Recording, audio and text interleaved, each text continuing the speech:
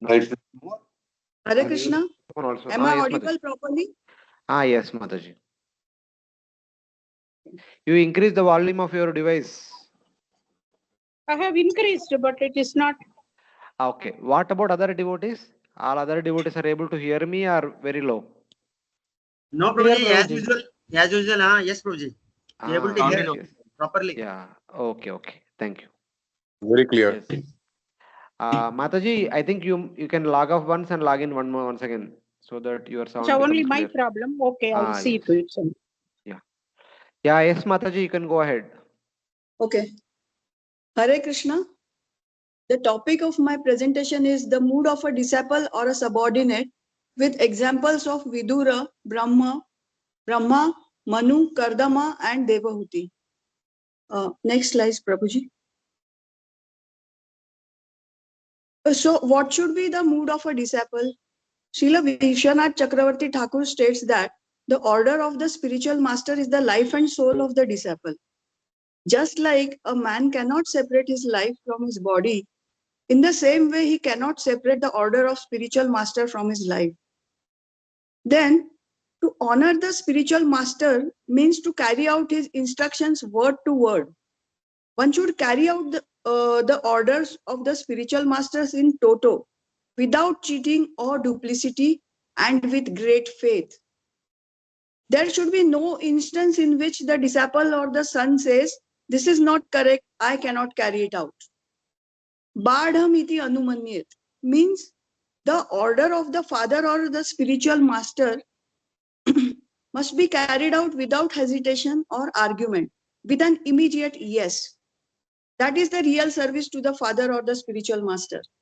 Disciple should be aware of his responsibility and must always look for the mercy of the Lord for successful execution of his duty. Next, Prabhuji. Now we'll see the example of Vidura. When Uddhava asked Vidura to approach Maitreya Muni and inquire about the truth regarding the Lord, his name, fame, pastimes, etc. After this, when Vidura approaches Maitreya Muni, he should have asked about the Lord only. But out of natural humility, he didn't immediately ask about the Lord. He inquired into a subject matter which would be of great importance to the common man. Vidura wants to hear Hari Katha. That is the essence of all topics. Harer Katha me eva Kathasu Saram. Then he also wants to hear about Lord's Purusha Avatar, Leela Avatar, and many other topics about Lord. He says that my mind doesn't get satiated hearing about the Lord. Mano na truppate api. Vidura wants to hear the topics about Krishna and no lesser topics. He says, I have heard from Vyasadeva about the subject matters like the higher and lower status of the human society. Those topics being devoid of nectar of the Krishna's pastimes. So I don't want to hear any topic than that of Krishna. He also glorifies the process of hearing about the Lord. Next, Prabhuji. Now let us see how Vidura addresses his spiritual master Maitreya Muni. Vidura calls him, "O my Lord, great philanthropic souls travel on the earth on behalf of Lord Janardhan to show compassion to the fallen souls." Vidura says, "Kindly eradicate my doubts, O great Brahmana, O learned Brahmana." Vidura calls Maitreya Muni as Artha Bandhu, that is, a friend of the distressed. He glorifies his teacher by saying that your explanations are very good, sadhu etat, as they should be. Vidura is very grateful to his teacher. He declares his confidence in Maitreya and says that your answers will grant immunity from all material miseries. Vidura himself declares the two results of serving the spiritual master. One develops transcendental ecstasy in Lord's service in various relationships, rati rasa, and second, dispense all material distress. Next, no, same. Now we'll see what other people speak about Vidura. This also gives us some idea about the mood of Vidura. Maitreya Muni says that Vidura, your spirit is very gentle and meek. When Parikshit Maharaj inquires to Shukadev Goswami, he says Vidura's questions must be very purposeful, on the highest level, and approved by learned circles. Vidura was so famous for his intelligence, devotion, and sincerity. As we know, Vidura was not a Gurukul student. In very mature age of his life, he accepted Maitreya Muni as his spiritual master. He also obeyed to the instructions of Uddhava, who was very much younger than him. So, thus we can see that the mood of Vidura as a disciple was very humble, very great devotee who always want to be absorbed in Hari Katha. He had immense respect for his spiritual master Maitreya Muni. He always glorifies his spiritual master. He is Shraddha Dhana, always eager to hear. He is intelligent, at the same time very gentle and meek. Next slide, Prabhuji. Now, Brahmaji. Brahma was born situated on the center of the lotus, and he desperately starts searching for the absolute truth. After unsuccessful search, he concentrates his mind on the Lord, and after meditating for 100 years, he could see the Lord in his heart. So Brahma's giving up personal endeavor and taking to the meditation of the Lord on the Lord is a sign of self-surrender. He offers his respectful prayers to the Lord. Here we find that Archana is recommended before Brahmaji took up the task of creation. He prays that the Supreme Lord be merciful towards him so that he may be empowered with the introspection to create. He prays only to engage in his service in the creation of the material world. He wishes not to be materially affected by his works and be able to give up the false prestige of being a creator. Brahmaji wanted to remain in his actual position as an assistant or instrument of the Lord instead of being puffed up by a false prestige of thinking himself to be a creator. Brahmaji says, in the course of manifestation of your diverse energies in the form of cosmic manifestation, may I not be deviated from the vibration of the Vedic hymns. Brahmaji is very alert and hereby gives a warning for one and all that in the spiritual advancement of life, unless one is sufficiently protected by the Lord, he may fall down from the spiritual position. Therefore, one has to constantly pray to the Lord for protection and blessing to carry out one's duty. So Brahmaji, as instructed by the Lord, meditates on the Lord for 100 celestial years. Brahmaji is the most exalted personality in the universe because of his causeless devotional service and mature transcendental knowledge. Thus, due to long penance and transcendental knowledge, as told by the Lord, Brahma acquires practical knowledge to perform his duty. That is the process of creation. Then he creates 14 planetary divisions for different types of living entities. Prabhuji. So in this process, first the avidya is created. Seeking the sinful nature of the creation, Brahmaji is very displeased. Then he again meditates on the Lord, starts creating again. He creates 4 Kumaras who refuse to create progeny. He gets angry about it but tries to control it. Then the creation of Rudras takes place. The Rudras create unlimited progeny and attempted to devour the entire universe. Brahmaji becomes afraid. Then the Vak episode takes place and Brahmaji was very ashamed. Here in the process of the creation, we can see that there were obstacles like a hurdle race in Brahmaji's life. But after every hurdle, Brahmaji didn't give up. He was single-mindedly engaged in following the orders of his spiritual master, the Supreme Personality of Godhead. He never gave up meditating on the Lord's lotus feet after every disturbing situation. After meditating, he gave up that mentality that was causing trouble in the process. We see that come what may, but Brahmaji is not going to give up the task of creation as ordered by the Lord. Also, we can see that Brahmaji's body is full of intelligence, but he does so much austerity and penances to carry out his spiritual master's order. So here we see the Brahmaji's mood as a disciple, having the qualities of austerity, obedience, strong faith in the Lord, perseverance, sincerity. He is very alert, intelligent, at the same time very humble and in the prayerful mode. Prabhuji, next. So now the example of Manu. Manu, after his appearance along with his wife, Manu addresses Brahma as the reservoir of Vedic wisdom, Veda Garbha, with obeisances and folded hands. Pranjali Pranatas. Manu said, "You are the father of all living entities. Please order us how we may be able to render service to you. O worshipable one, please give us direction for the execution of duty within our working capacity, so that we can follow it for the fame in this life and progress in the next." Prabhuji, next. Now let us see what Brahmaji, his spiritual master, father, says about this. Lord Brahma says, Lord Brahma is very pleased with his son and he showers all blessings on him and his wife. So he says that, Manu, you have without reservation surrendered yourself unto me with your heart full for instructions. Brahmaji calls Manu, "O hero, your example is quite befitting a son in relationship with his father. This sort of adoration for the superior is required. One who is beyond envy and who is sane accepts the order of his father with great delight and executes to its full of his capacity."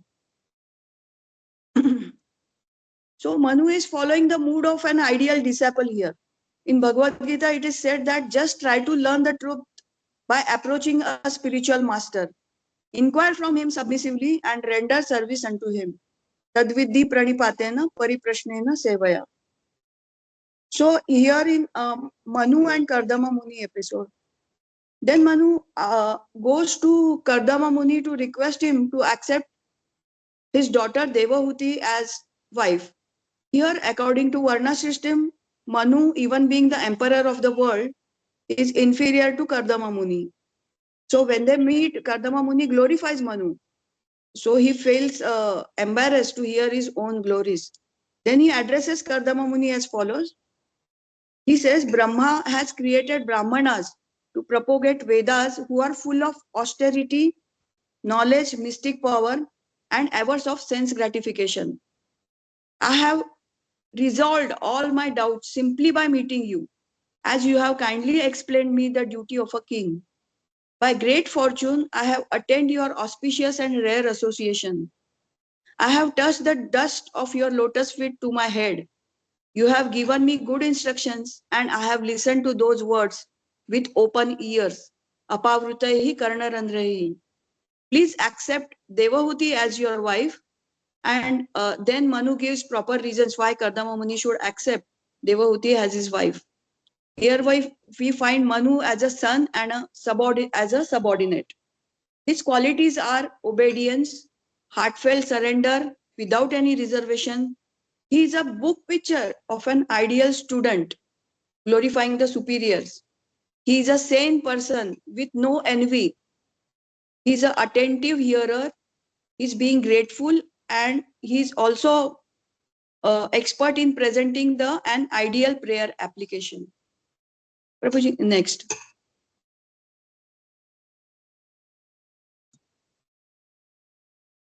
Kardama Muni. Kardama Muni is the son of Brahmaji. Brahmaji commanded him to beget children. The worshipful Kardama practiced penance on the banks of river Saraswati for 1,000 years. Then he gets the beautiful darshan of the Lord. In his prayers to the Lord, he says, "Your lotus feet can take one across the ocean of mundane nisans, but less intelligent worship those feet for cheap material things. Though I criticize such people, I also have worshipped you, a desire tree, and I am desiring to marry a girl of a like disposition who can fulfill all desires in the married life." Kardama Muni addresses the Lord very sincerely. In this case, we can see how Kardama is practicing very hard, practicing austerity just to carry out the orders of his spiritual master, his father Brahmaji. Even after getting the darshan of the Lord, he is not asking anything for himself, but just asking for the thing by which he can follow the orders of Brahmaji very nicely. Prabhuji, next. Lord Kapila and Kardama Muni. Then Kardama Muni and Devahuti begot 9 daughters and Lord Kapila as their son. Understanding that the Supreme Lord has descended, Kardama approaches the Supreme Lord in Kapila in secluded place. He offers his obeisances and prayers. He offers his heartfelt surrender unto the Supreme Lord. He says, now that you have appeared, I have become free of debt and all my desires have been fulfilled. Please give me permission to renounce this world, just to avoid the mixture of the Dasya Bhava and Vatsalya Bhava. Since he had been fixed his mind in the Lord as a servant from his birth, he asked permission to renounce. Here we find that Kardama Muni gets the darshan of the Lord twice in his lifetime, which is very rare. Both the times he is not asking anything for himself. Even after getting the Lord as his son, he does not want to stay with him. He is very true to his word given to Devahuti and his practice as a sevak to the Lord. He asks permission for renunciation, which is really difficult.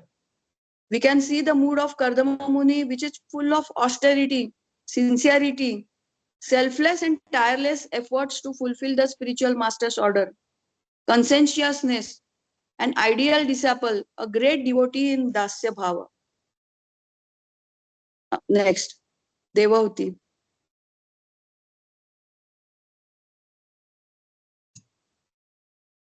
Prabhuji, next.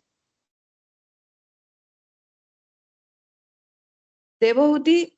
Devahuti is a sadhvi, very chaste woman who could understand the desires of her husband, that is Patim Ingida Kovida, and served him constantly with great love, with intimacy, respect, and great control of senses. With love and sweet words, working sanely and diligently, she pleased her very powerful husband, giving up all lust, pride, envy, greed, sinful activity, and vanity. She looked upon him as even greater than the providence, and served him for a long time without caring for her own body. She expected great blessings from him.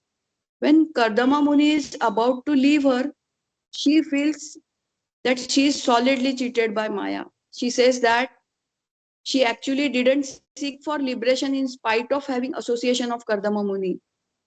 Here we can see that Devahuti is a daughter of emperor of the world, Swayambhuva Manu, but she wants, when she hears from Narada Muni about Kardama Muni, she chooses to marry Kardama Muni.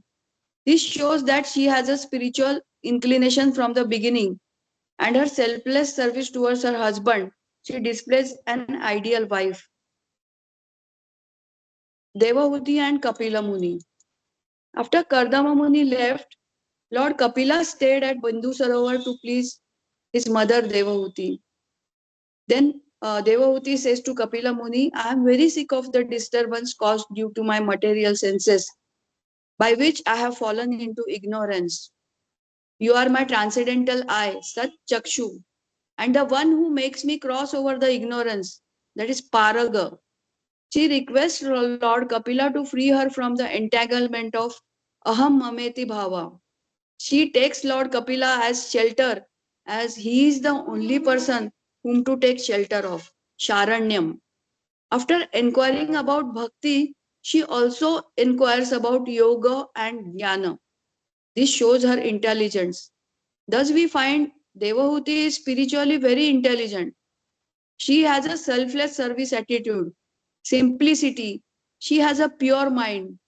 She is very alert about falling into ignorance. She is the mother who is taking shelter of her son for spirituality. Next. Thus, by learning the life of all these great souls, we should try to cultivate at least 0.001% of their divine qualities, then our life will be successful. We should also know that the service to the spiritual master is the ultimate. We need not hanker to get rid of material miseries, nor we should be eager to go back to Godhead, but our real aim should be to sincerely try to please and follow our spiritual master. That is the real success of our life. In our parampara, service is at highest level. Srila Vishwanath Chakravarti Thakur in his Gurvashtakam prayers says, Yasya prasadat bhagavad prasado, yasya aprasadat nagati kutopi. By the mercy of the spiritual master, one receives the benediction of Krishna, and without the grace of spiritual master, one cannot make any advancement. Thank you. Hare Krishna. Thank you, Mataji. Very nicely presented this entire topic with describing the entire flow very nicely and drawing the lessons and important points, etc. Very nice. Any devotees want to ask any questions?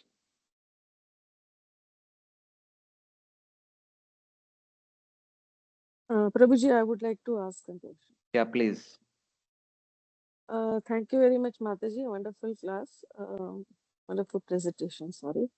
You mentioned about Brahmaji being very intelligent and his body being intelligent. I was wanted to ask, why did his intelligence fail him in the Vak episode?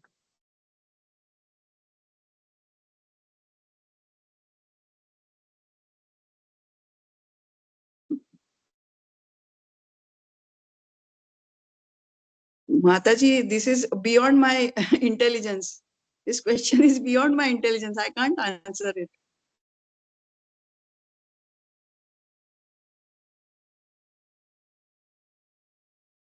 Maybe Prabhuji can give us some guidance.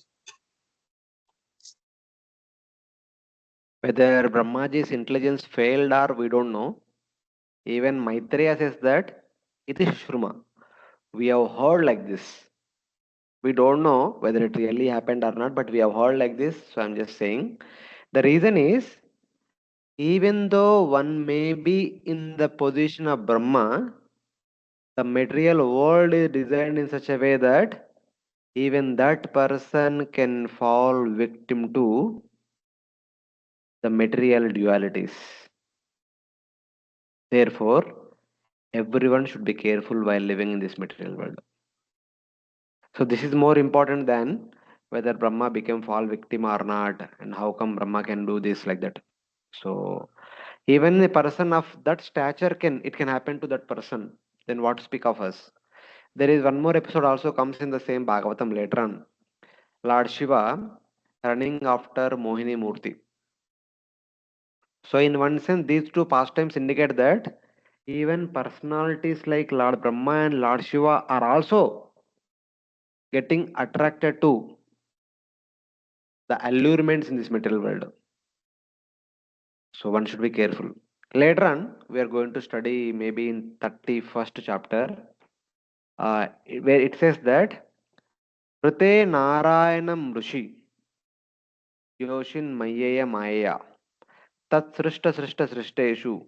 So basically there, Lord Kapila is going to say that except other than Supreme Lord and is completely surrendered devotees, rest all can very easily getting affected to allurements in this material world. So one should be careful in this world. That is the point. So this lesson is also for that point only.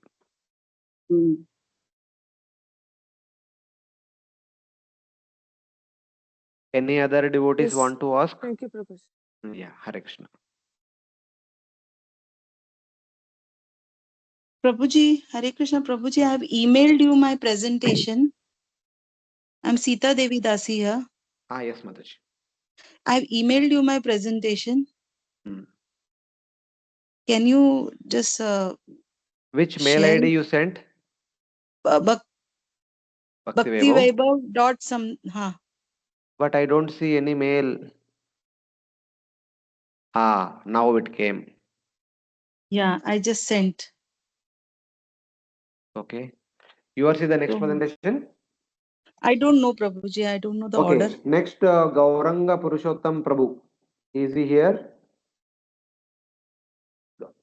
Gauranga Purushottam Prabhu, you are there? He was telling me that there was a meeting. He will try to come like that.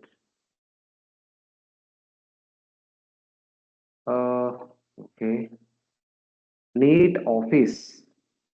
It's a different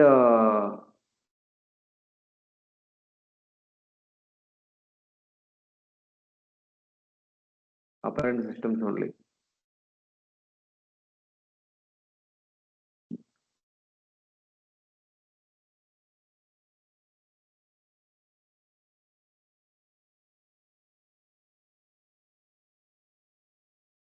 Mataji, it is PPT only.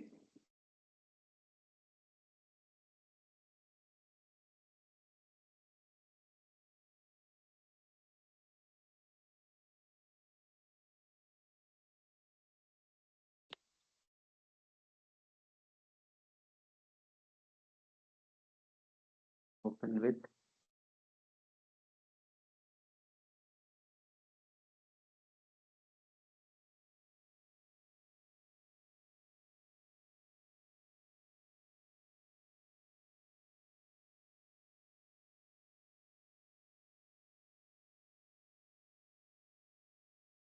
Okay.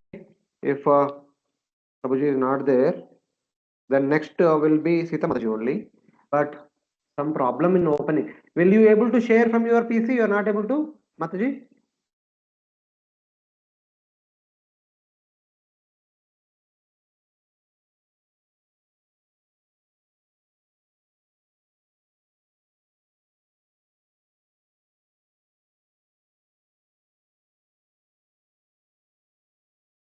Yeah. Now it has come.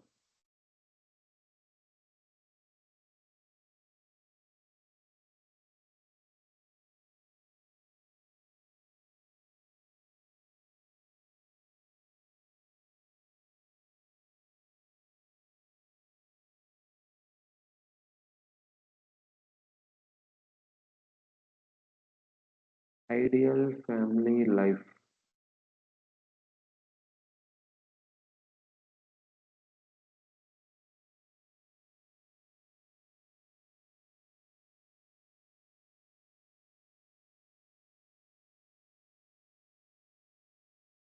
Yes, Mataji, you can go ahead.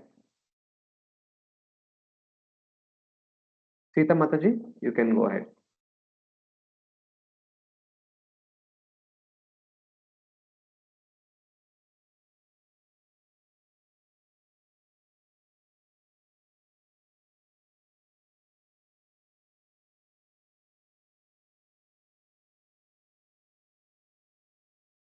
Hare Krishna, Sita Mataji, you can unmute and speak.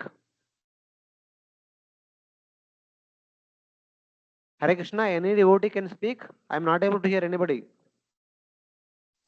Yes, Hey, we are Prabhuji. We able. can hear you, Prabhuji. We can hear Where you, is Sita Prabhu. Mataji?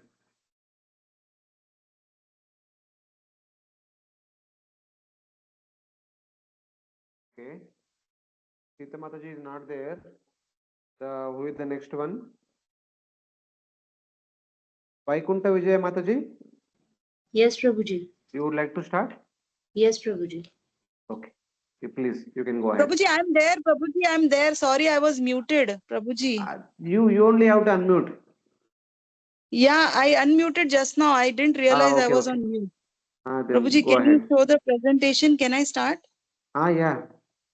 ॐ अज्ञानतिमिरन्धस्य ज्ञानञ्जनाशलाकया चक्षुरुन्मिलितं येन तस्मै श्रीगुरुवे नमः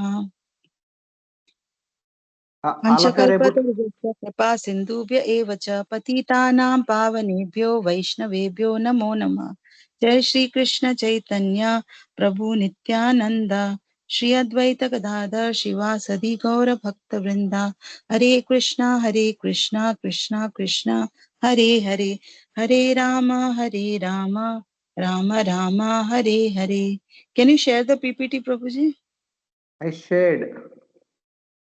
oh I'm not able to see it okay no problem Okay, I was asking that only. We are not able to see it. Yeah. 1 second, 1 second.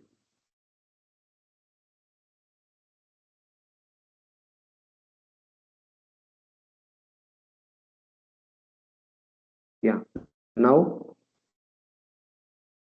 Yeah.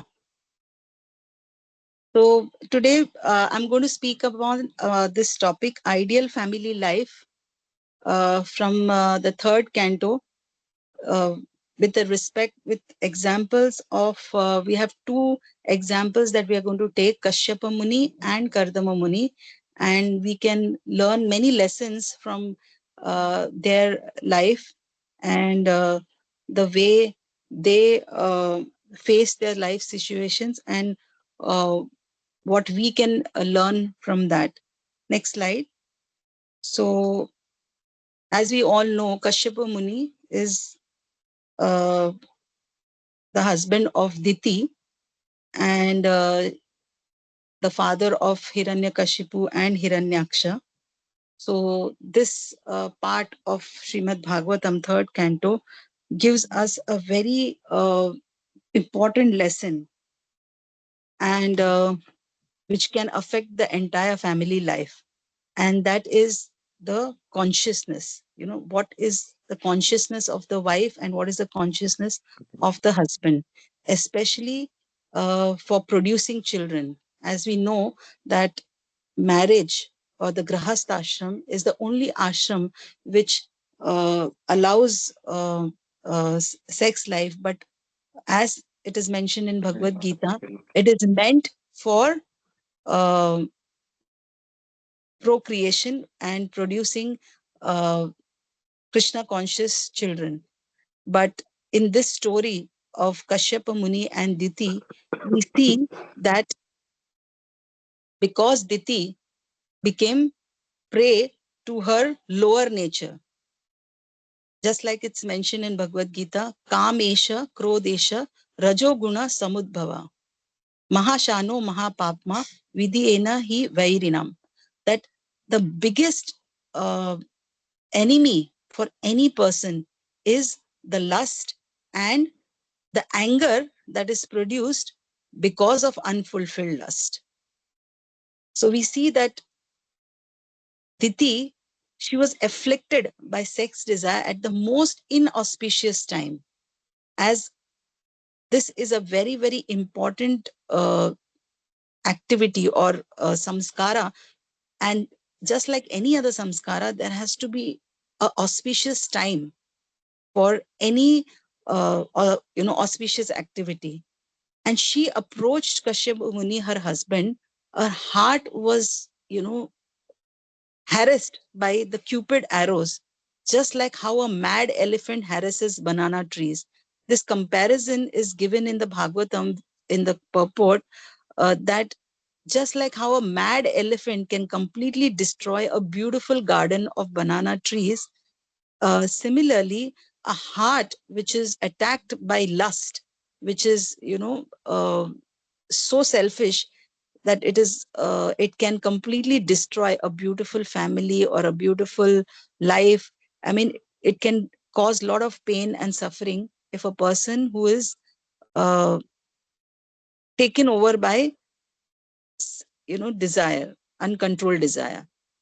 Though her desire was, she said to him that I desire sons, but her intention for was what?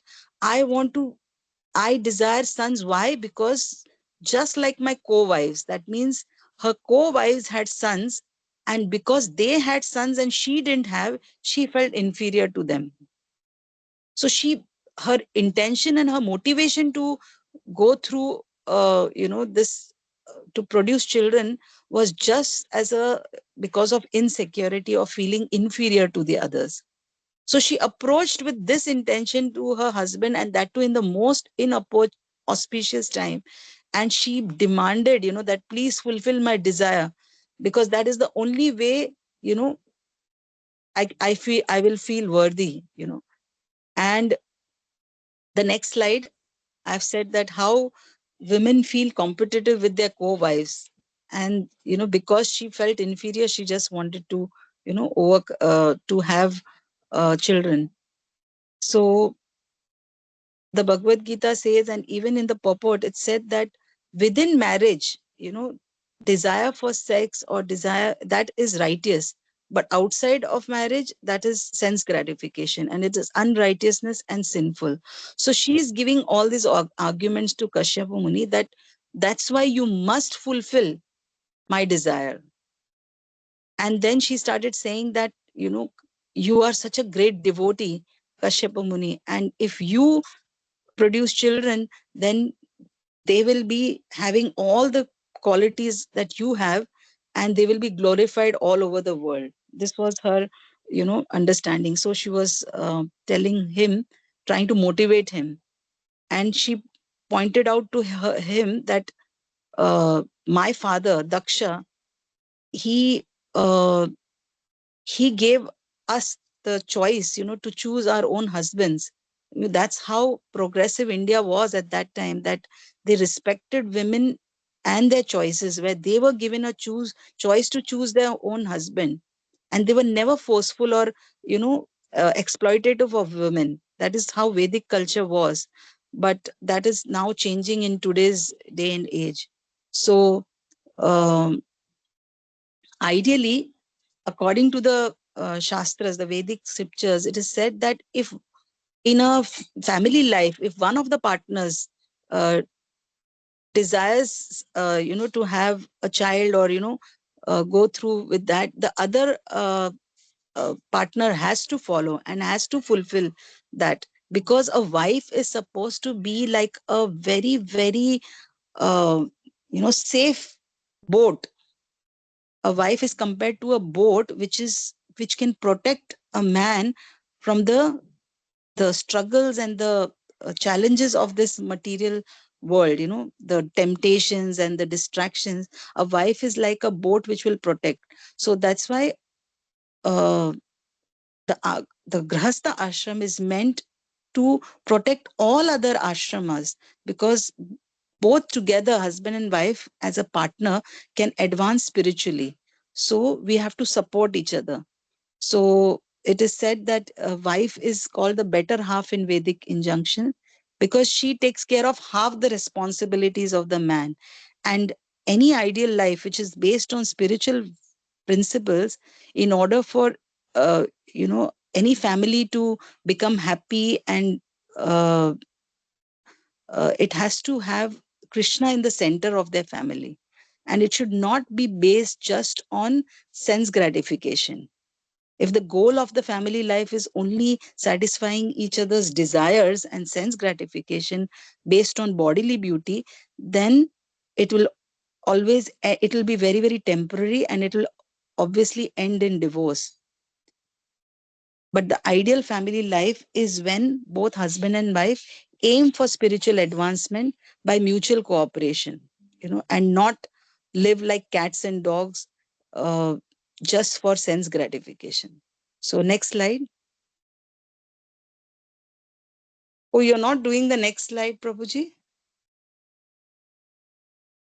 Okay. Actually, slides are not changing, Mataji. They're not changing. Yes, Mataji. Oh, Oh no, how come? you are seeing only first Oh, slide it only. changed, Prabhuji. Yeah, now it's changed. Yeah, so you can go to the fifth slide. So qualities of an ideal wife is given in the Bhagavatam. Fifth slide, please. Qualities of an ideal wife, according to the Bhagavatam, in this section of the Bhagavatam, it is given that she shares all the responsibilities of the husband and takes care of him. She is there with the husband for spiritual activities. She protects the husband like a fort commander protects him from the onslaught of senses. As only in the Grahastha ashram sex is allowed, this prevents the man from going out and contaminating other women or girls. Thus, a wife is glorified by her husband as the queen of the home, and her debts cannot be repaid even if husband worked for the entire life. So this is a statement where you show that the husband should be very, very grateful to his wife. So because Diti was such an ideal wife, Kashyapa Muni says that because you are afflicted by sex desire, I will satisfy your desire. Though it is the most inauspicious time, he broke all the rules And Kashyapa Muni fulfilled the desire of his wife because she was such an ideal wife. And he was so grateful to her. He requested her, please, next slide, 6th slide, please wait for a few minutes. Because why is this an inauspicious time? Because Lord Shiva and all his followers, in the evening time, they pass through this place, and it is an offense, for Lord Shiva. And because of his curse, because of him being displeased by us, the consciousness of the child who will enter the womb will be very, very demoniac. He knew this and he told her, but still Diti did not and could not control her senses. And she still tried to seduce her husband, and the comparison is given in the Bhagavatam, which says, like a shameless prostitute who has disregard for rules and regulations of the scriptures. So, unfortunately, though she was very ideal in all respects, but at this time, she behaved in this way. And thus, because of fate and because it was destined, and he fulfilled his desire at an inopportune time, two worst kind of souls entered, into the womb of Diti. And Kashyapa Muni, being such an advanced soul, he knew very well that the sons who will be born at this inauspicious time, they will be demoniac and they will cause havoc. 7th slide. And kill innocent devotees and torture women and enrage the saintly devotees. He already predicted to her at that time, to stop these demons, the Lord himself will have to appear to annihilate them, just as Indra smashes the mountains with his thunderbolt. So in this section, we can see that Diti was completely, feeling very sad and shameful after the act, because Kashyapa Muni predicted and said that two sons who will be so horrible, so demoniac, will be born. But as soon as she heard that these demons will create such havoc that the Lord himself will have to come, she became happy that at least they will get Lord's mercy in this way. Because we know that Lord Vishnu, when uh, even he kills a demon, even the demon is liberated. And she says a very important statement, that I'm happy that they will be dying at the hands of Lord Vishnu and get his mercy, rather than dying or being killed by curses of the Brahmana Vaishnava devotees, as then there is no hope for them even in hell. So this is a very important learning for us, that to be killed or to be cursed by devotees, by hurting devotees, uh, there is no hope. By offenses against devotees, you can go into hell and you will never get any respite. Next slide. So even though she was remorseful, and because she was a great devotee of the Lord and she had complete faith in the Lord, she genuinely loved her husband. She finally got the biggest blessing. And what is the blessing? That a grandson, Prahlad, who was a great devotee of the Lord, was born in their family eventually. And he was the greatest of all devotees and full of Vaishnava qualities, and always jolly, and, would have and had no enemies.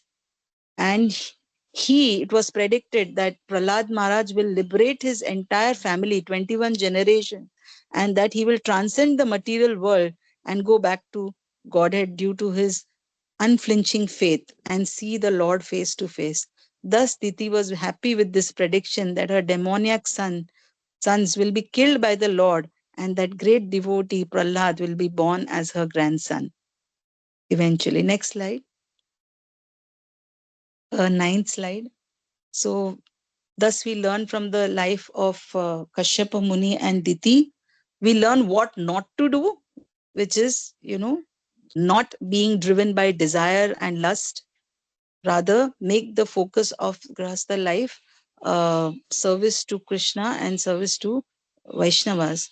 And then all benedictions will be showered on you. Then the next slide shows next slide, please. 9th slide. 9th slide is ideal Grahastha life of Kardama Muni and Devahuti. So, as we know, Swayambhuva Manu is like, one of the um,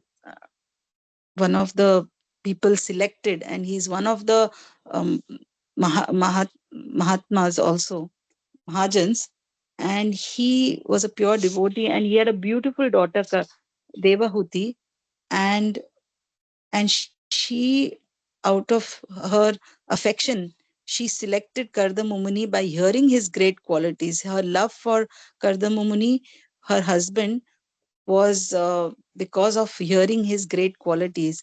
And so Swayambhu Manu approached him and asked him to accept his daughter in marriage. And Kardamuni accepted the proposal on one condition. Because he was such a pure devotee and he was so detached, he said that I will, my focus of this Grahastha life is only to bring forth a son who will practice and teach pure devotional service. And that is the goal of my life. So I will get into this marriage only with that goal. And thus, Devahuti, who was the most chaste woman, she uh, got married to Kardamumani, and she diligently served her husband, and her husband who was most of the time just meditating and serving the Lord in his heart. So she patiently served him, just like how Bhavani serves Lord Vishnu. Next slide, 10th slide. And there was such reciprocation of service and love between husband and wife. That is the true ideal family life, where the husband and the wife both serve each other. In this case, we can see that though the husband was completely busy in his own spiritual life, the wife was just there to support him without any expectation. She served her husband with intimacy and great respect, with control of senses, and with love and sweet words. So this is the quality of a wife, where we support the husband in whatever he's doing and control our senses at the same time, so that our material desires don't overpower us, and we lose all our composure, and we become more and more demanding. So in this section, we can see that ideal family life is when both husband and wife know their roles according to their psychology. Like the husband is treated with respect and takes a more leadership position, and a wife takes a more submissive position, where she is there to support and serve her husband. So when a wife understands that the husband uh, is working so hard in the outside world to earn a living and to support the family, then a wife understands that and appreciates that, and in return treats him with sweet words and respect. So she pleased Kardama Muni, Devahuti, she pleased him, her husband, by giving up all lust and pride and envy and greed, mainly greed and vanity. And so she neglected her own self and her own needs and went on serving her husband. And because of that, she became so emaciated that in her need to please her husband, she actually neglected her own self. And her hair became, her, her hair became unkempt, her body became emaciated. And one day Kardamumuni noticed, and he on his own, he saw and he appreciated and acknowledged her dedicated service to him. 11th slide. He acknowledged her dedicated service to him, and seeing that she has given up all her personal desires and desire for any kind of sense gratification. So he appreciated her so much, and he could see that she did not look beautiful at all, and she had lost all her bodily luster. So in return, he said that I will now, by the power of my uh, spiritual advancement and self realization, whatever powers I have got by that, now I will grant all of that to you. So thus we see that if a wife just serves her husband and pleases her husband, all the spiritual advancement and whatever powers the husband has got is there for the wife as well. She receives half of all the benefits. And thus she, next slide, 12th slide. So she was so overwhelmed seeing the love and reciprocation of her husband, and very humbly she requested to him that I would really desire a son, and it will be a best gift that you can give, because you are such a glorious husband and you have such great spiritual qualities. Please grant my desire. So, and then she asked him that in order to get a son, I need to restore my bodily beauty so that she can be attractive to him. And she also requested for a beautiful, comfortable home. Till then, they were living in the forest with no amenities, no facilities. And in reciprocation, to please his wife, he provided for her by his yogic power something beyond which she had ever expected. He created a aerial mansion, a mansion which was so opulent that it could fly in the air and go from one place to the other at will. 13th uh, slide. And it was so opulent, it was bedecked with jewels and equipped with all forms of furniture and unlimited wealth. And he then asked her, just bathe in the Bindu Sarovar. And when she came out of the Sarovar, she was so beautiful. All her bodily luster was back. Her disheveled hair and dirty dress, everything was replaced by the most valuable and most beautiful looking. And there were 1,000 maid servants who bathed her with valuable oils and, dressed her in opulent clothes and jewels. So thus he provided her with everything that she needed, And 14th slide, next slide. And then he expanded himself. He expanded himself from 1 to 9. He expanded himself 9 times to give her sexual pleasure, to satisfy his wife in every way. Because it is said in the Shastras that a woman is 9 times more passionate than the man. So Karda Muni understood the needs of his wife and satisfied her accordingly. Thus, as a husband who is also a great devotee, he fulfilled all her material, spiritual, and bodily needs. Later, when she was still dissatisfied that she had not got the prime benediction of later when she was then she expressed to him that she's still, dissatisfied because she wants a son who is just like, his father, who's endowed with all his great qualities, and also who will guide her on the spiritual path and take her back to Godhead. So because she was such a pure devotee, her only goal of life was pure devotional service.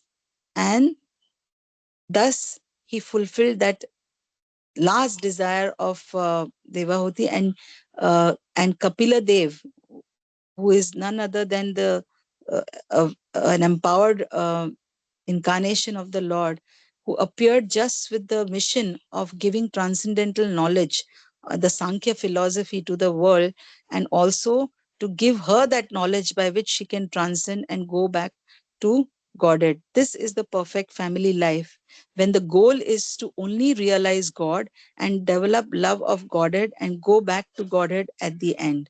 So thus, in this example of ideal life of Kardama Muni and Devahuti, these are the takeaway lessons that we can learn in our life, that though we are in this Kali Yuga, which is full of faults, asti eko mahan guna, that just kirtana deva krishnasya, just by the chanting of the holy name, we can perfect our grahasthashram by keeping Krishna in the center and keeping the goal of our life, to realize God, Krishna consciousness, and go back to Godhead at the end. Thank you very much.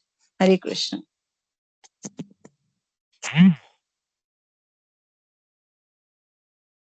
Hare Krishna Mataji, thank you very much for presenting a very tough topic. So, Is any there any? devotees have any questions?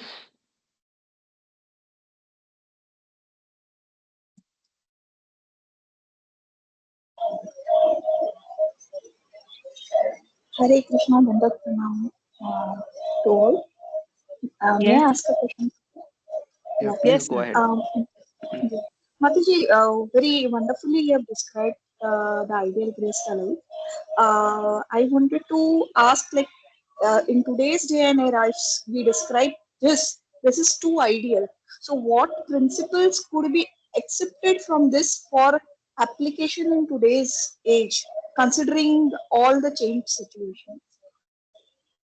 Yes, I'm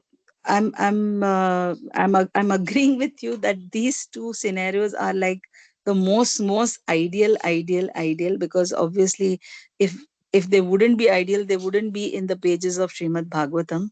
And definitely we know very well that we are far from the ideal, and we are presently in the Kali Yuga, the age of Kali Yuga, where even the husband or the wife, we are not in the ideal situation. And it is unfair when we expect, such high ideals from our uh, in a family life, just because we are in Krishna consciousness. We say that we want our children to be like Prahlad Maharaj, but we are uh, having such high expectations. And then we want our wives to be like Sita, but we are not like Ram, who went to such lengths to protect his wife.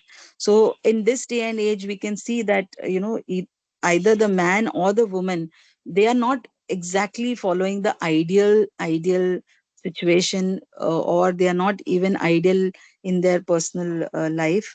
So we have to make the best use of a bad bargain. Whatever kind of situation we are in right now, we just need to work with whatever we have. So I think the first thing which I can share with you is that in present scenario, one thing we can learn as devotees and in the path of Krishna consciousness, and practicing this very high ideal of realizing Krishna and going back to Godhead, is that we focus on ourselves, our spiritual advancement and our spiritual shelter, a goal, as you said.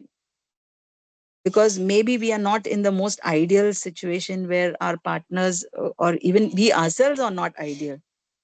So we need to accept that in whatever stage we are in, or whatever state we are in, we at least take shelter of the process of purification.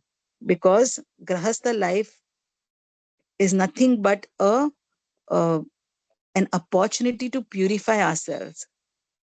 So all the struggles, all the challenges that we face in our present grahasthashram has only one this to purify us from all our lust, greed, pride, envy, and attachment. And if we see it as that, then you will be able to benefit from whatever situation we are in, and whatever opportunity we have, together as husband and wife, accepting all our faults, we focus on the ultimate goal of our life, that is uh, spiritual life, that is bhakti. So I think that's all that what we can do in the present situation. Thank you. I hope that Hare I hope Krishna. that answers. Hare Krishna. Mataji, Yes, can you hear me? yes, Mataji. I have one question. We all are practicing devotees, and but still in ISKCON or in practical reality in ISKCON also we are seeing so many divorce rates.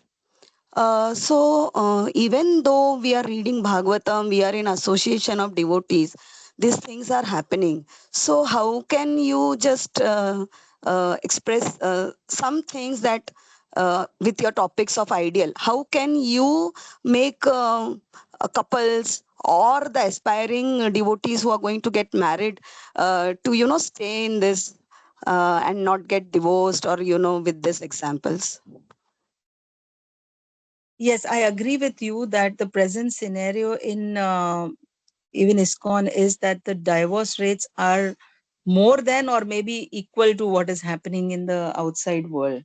So I guess we have to face this bitter truth that the present stress of the material world is so much on the devotees. You can actually see that the stress on devotees is so much. I mean, especially, I can talk from a women's point of view, is like um, the stress of even being a devotee, being so ideal when you are struggling with your lower nature and your lower modes, which is all around you, is by itself a big struggle.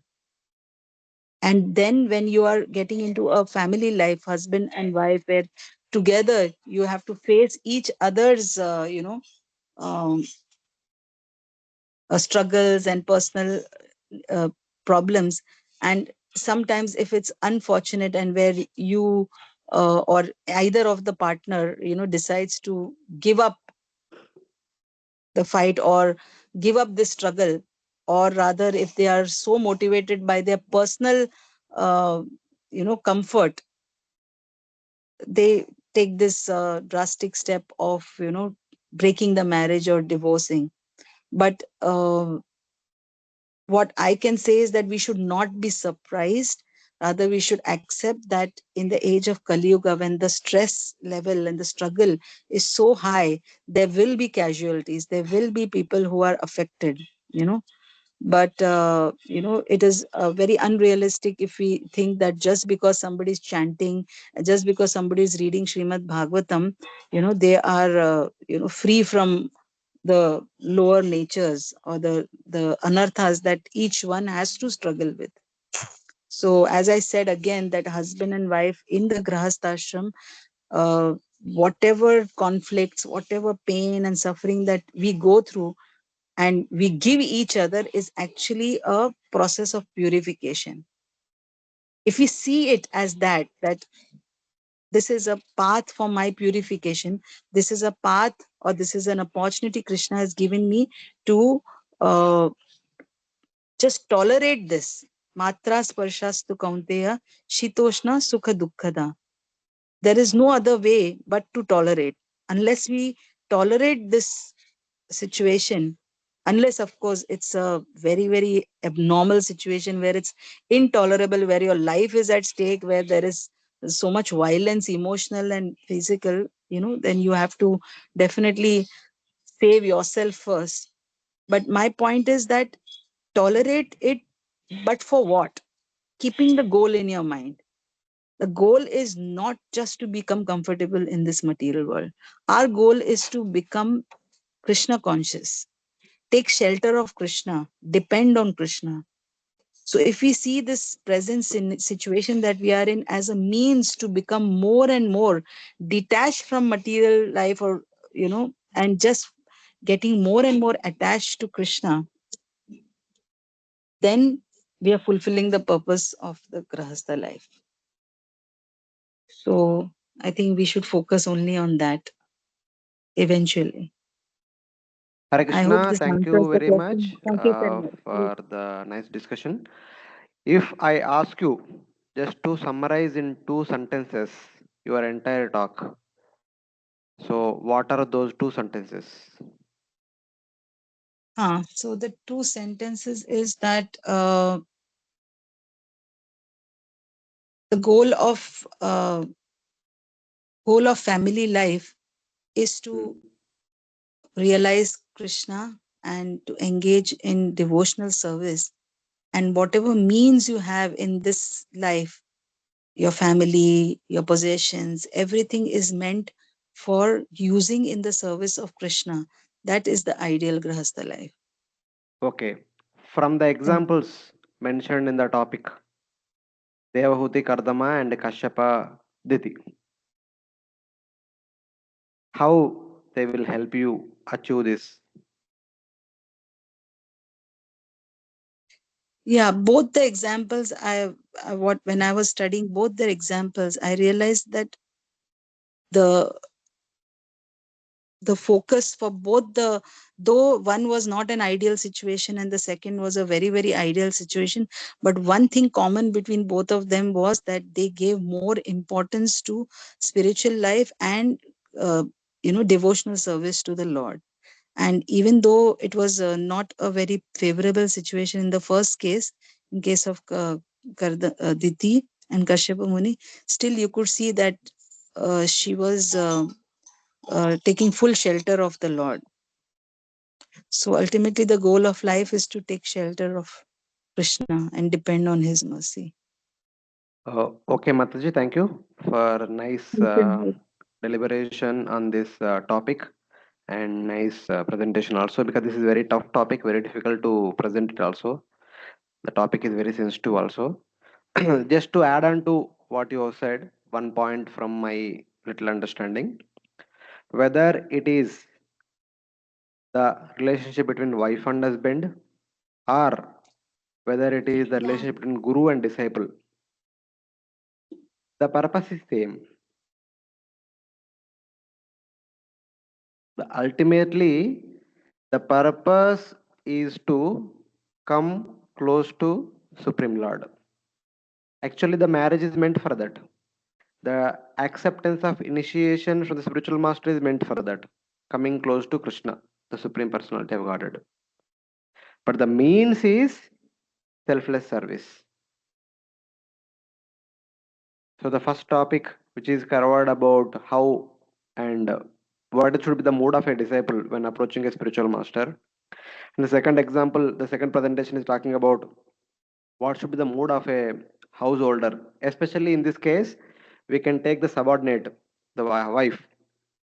So, when both wife and husband, as well as both guru and disciple, are selflessly playing their roles, selflessly executing their respective responsibilities, then both will attain perfection. If one of the two are selfish, even though other is selfless, and both are put to trouble. This is what we can see from the example of Diti and Kashyapa, as well as Devahuti and Kardama. In the case of Diti and Kashyapa, Diti was showing the symptom of selfishness. As a result of that, their coming together produced a big problem to the entire universe. Even today we talk about Hiranyaksha, Hiranyakashipu. Even the discussion will go till the end of the creation. And the other side, when both are selfless, their coming together produced Lord Kapila, whose teachings will benefit each one of us for the rest of eternity. So, in one sense, because these two are very important people, the results are also very important and very big. I mean, we cannot compare ourselves with them, but we can see if both are selfless, if they are on leadership position, the result from their combination produces a great effect on positive side. If even one among the two is selfish, then what to speak of both are selfish? The result also will produce a great catastrophe in the entire universe on the negative side.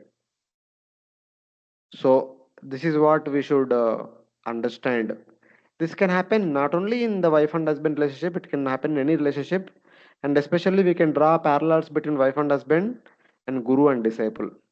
So both should be careful and both should be selfless and both should be driven towards attaining the ultimate goal instead of succumbing to one's own immediate selfish desires. So that this is what we can learn from third canto of Bhagavatam. Sadhana is there, but we can practice sadhana and we can attain perfection in our sadhana if our intention, if our understanding about the purpose of the sadhana is clear, then only we can attain. Otherwise, we are struck up in this material world. Maybe a couple of points I just wanted to add. Thank you very much, Mataji. So next presentation will go on to. So who is our next devotee? I suppose, yeah, Vaikunta Vijaya Mataji, please you can start. lessons from the life and character of Kardama Muni. Prabhuji, I have shared my PPT with you. Oh, you have sent it to me, huh? You can also share. Where? WhatsApp. WhatsApp. No, WhatsApp is not opening. You sent to me in mail. Achha.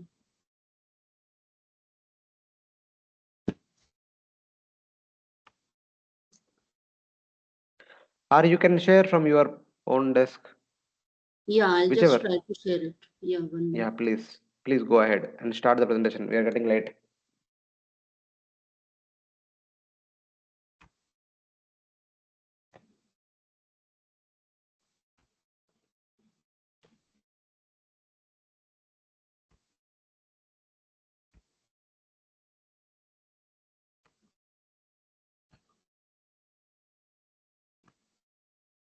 Yes, Prabhuji, is it visible? Haribol, Hare Krishna. Yes, Yes, Mataji. Mataji. It's It is visible. You it's can go visible. ahead. Hare Krishna, Prabhuji, and all the assembled devotees, seeking blessings from all of you so that I can glorify the Lord and his devotees. My topic for today is lessons from the life and character of Kardama Muni. So regarding why I have selected this topic is, first of all, Kardama Muni is a grahastha and there is a lot we can learn from him. So, and the second reason being, in the Mahabharata, Adi Parva, Katha Tattva, these 6 qualities are mentioned, and Kardama Muni's life story also covers these 6 points. Hence, I've selected this topic. Regarding who is Kardama Muni, Kardama Muni is a Brahmin sage. His story, his katha is mentioned in the 3rd canto of Srimad Bhagavatam. He is known for his deep spiritual wisdom and austerity. His wife is Dehuti. She is the daughter of Swayambhu Manu.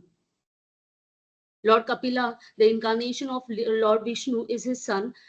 Kapila is the founder of Sankhya school of philosophy. Now, I'd like to explain you the story of Kardama Muni in brief. Kardama Muni is a son of Brahmaji. Brahmaji is also the spiritual master of Kardama Muni. He asked him to create progeny. As a result of this, he performed austerities for 10,000 years. Then he finally gets the Lord's darshan. Along with it, he gets many benedictions from the Lord. Then when the Lord returns to his abode, Swayambhu Manu appears at his hermitage. Kardama Muni welcomes him, and then he offers his daughter to um, Kardama Muni. Her name is daughter is beautiful, and her name is Devahuti. So Devahuti, the marriage takes place. Devahuti serves her husband very nicely, wonderfully, and in an exemplary way. This is a lesson for us to imbibe how we can serve our spiritual master. Seeing the services of Devahuti, Kardama Muni is very happy and he wants to bestow all the benedictions which he has received through all the austerities performed by him. But Devahuti refuses it and says that she just wants to have a child. Uh, Kadama Muni understands this. As a result of it, he creates an aerial mansion for his wife, and her body is emaciated. So he retrieves her body also. They enjoy for 100 years. Later, Devahuti begets 9 daughters, and after the birth of the children, Kadama Muni is about to renounce the world. Devahuti laments and she tells that, please don't go. I want a son who will take care of me after you renounce the world. Kardama Muni stays back and Lord Kapila is born. At that time, Brahmaji visits the hermitage and Brahmaji instructs Kardama Muni to marry his 9 daughters to his 9 sons. And uh, later on, Kardama Muni asks the permission of Lord Kapila and he renounces the world. Lord Kardama Muni from Lord Brahma, and he is born in a mode of goodness, is manifested from the shadow of Brahma. In the 3rd canto, chapter 21st, we find that Vidura inquires from Maitreya Rishi about Swayambhu Manu, his children, and how the Dehuti beget offsprings. Now, the thing which comes to everybody's mind that both are renunciants.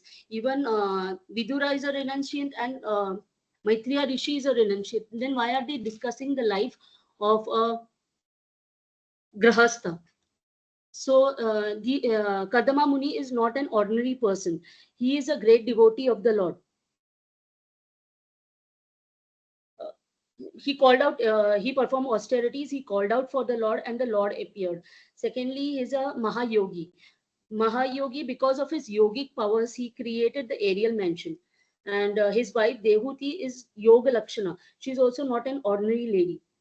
In the purport, Srila Prabhupada mentions that there is no recommendation in the Vedic scriptures that one can go on enjoying material sense gratification at one's whims and at the same time become a great meditator by paying a rascal some money. Then to this, Maitreya Rishi starts explaining the story. He says that Kardama Muni, after getting instructions from his spiritual master Brahmaji, he goes to the bank of river Saraswati. He performs austerities there. The reason why he performs austerities is to create good progeny is not a simple task. It requires austerities. He performed austerities for 10,000 years. Srila Prabhupada gives mentions in the purport that we do not know how people can be captivated by the bogus yoga system which is going on currently, in which it is stated that simply by meditating for 15 minutes at home, one can attain perfection of becoming one with God.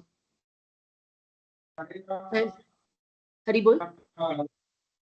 Hare Krishna.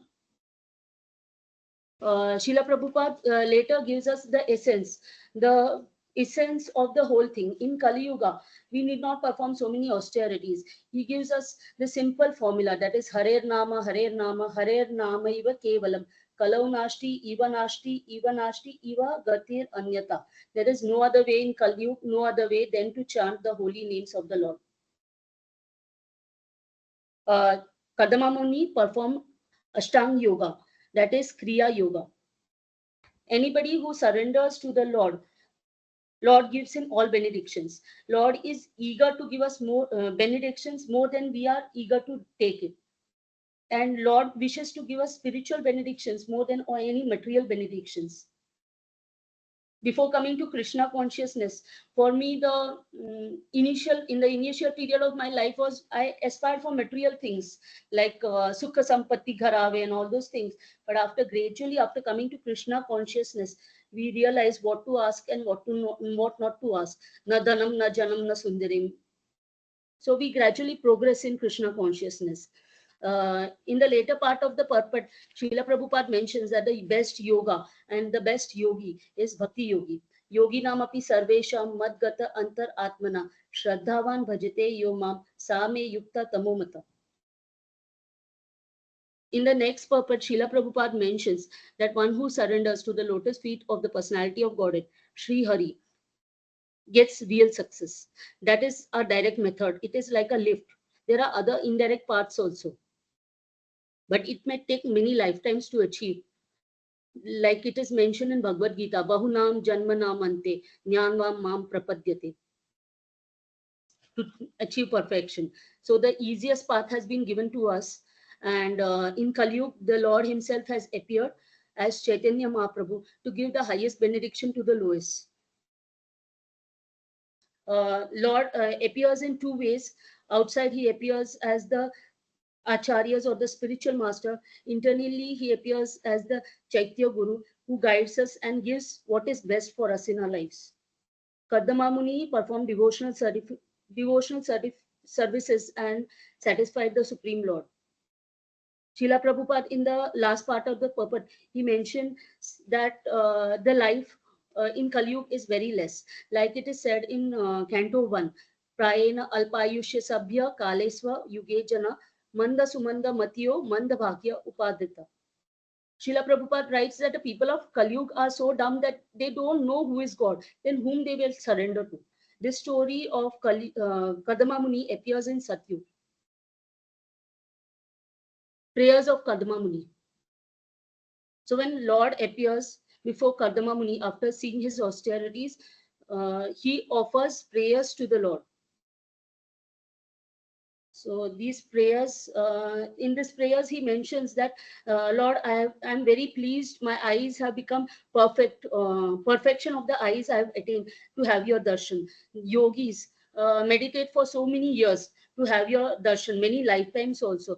But meri aankhein just 10,000 years tapasya karke trupt ho gayi hai. So the lesson we get from this whole episode, this instance is that titiksva, tolerate, and dhairya, that is patient. Like a patient in the hospital, he cannot command the doctor and tell that mujhe aaj ke aaj hi theek kar do. You cannot demand. Likewise, our anarthas will take time to go away. Like when we consume prasadam also, it takes time to digest. It is not we are immediately ready for the next meal. In our past life and so many lives, our senses, we have engaged our senses in sense objects, various sense objects, still they are not satisfied. Even Brajvasis, vis-a-vis the Brajvasis life, they are just satisfying, engaging their senses in the service of their God, and they are so satisfied.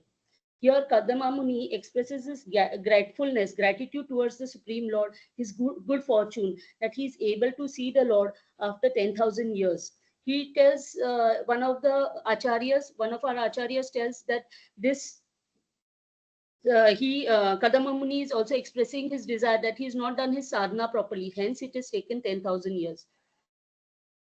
We have to engage our senses in the Lord's service. That is the perfection for a devotee. Savai Mana Krishna Padaravindayo. By engaging our senses in Lord's service, we can cut off our material attachments. Now, the next slide is on honesty. In his prayers, further, Kadama Muni first of all criticizes the materialistic people. He says that the Lord can help us to cross over this material cycle of repetitive births and deaths. But the materialist people ask the Lord for some material things. In the second verse, he tells that I am also like them because I worship you, my Lord, for material things. In the third verse, he compares his wife to a cow, means he is comparing himself to a bull. A bull is considered to be unintelligent. Lord is wonderful. He arranges marriages. He arranges everything for the devotee desires. Like in the case of Arjuna, Lord arranged Arjuna's marriage with Sakshi Gopal, with Subhadra, and the famous story of Sakshi Gopal, in which Lord walked from Vrindavan to Remuna just to fulfill the desires of his devotee. Kadama Muni is not a materialistic person because he has asked for a wife. He desired for a wife because he wanted to fulfill the wishes of his spiritual master. When Lord saw his austerities, he was so overwhelmed by the austerities that Lord started crying, and that crying of the Lord caused the appearance of the Bindu Sarovar. Kadama Muni is very honest to say his plans for renunciation well in advance. So this is a learning for us. We should be ready with our plans in Krishna consciousness when we want to grow. It is not like one fine day we'll wake up, we'll become a pure devotee. We need to practice our sadhana really very well, hearing, chanting. We have to keep all the parameters, the seva which you are doing currently. After 5 years of time, you need to increase the quality, quantity, mainly focus on the quality aspect. The next slide is surrender soul. After Kadama Muni completes his prayers, the Lord in reply tells him that you are a very surrendered soul. Why Lord is telling like this? Because he has not thought about his bodily necessities. Kadama Muni has just focused on the Lord. Hence, Lord is appreciating Kadama Muni that you are a surrendered soul.